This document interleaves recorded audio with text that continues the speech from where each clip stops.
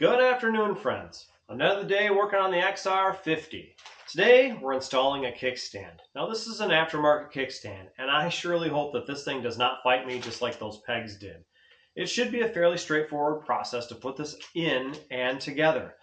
If you haven't done it before, we're going to go ahead and do this step by step. So let me get the camera moved and we'll show you how to do this. So when it comes to the kickstand, we're going to take the spring first. We're going to hook it in its proper location. We're going to take the back side of the kickstand and we're going to hook that up as well. And then we're going to guide this into place. And I should be able to finagle this enough to be able to get this kickstand in without stretching it too far, I think.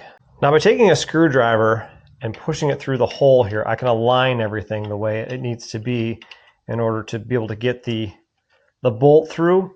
All right, I'm creating a little pressure with the screwdriver here in order to align the hole through the kickstand, all while keeping the spring in place. And as you can see, it's working fairly well. I should be able to get this threaded all the way in pretty much by hand. I'll switch over to my 17mm wrench here, and I should be able to get this on the rest of the way. Now with the bolt threaded completely through, we'll put on the lock nut on the other side here.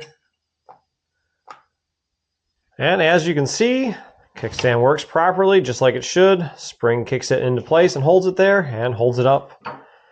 That's a quick and easy one. Well, friends, installing a kickstand isn't that hard. You can see there's a little bit of a challenge getting the spring in place and trying to line everything up with the hole. There's a way to do it, obviously, probably not the way that I did. One of the things that I probably should have had is an old-fashioned spring puller that you'd use on drum brakes.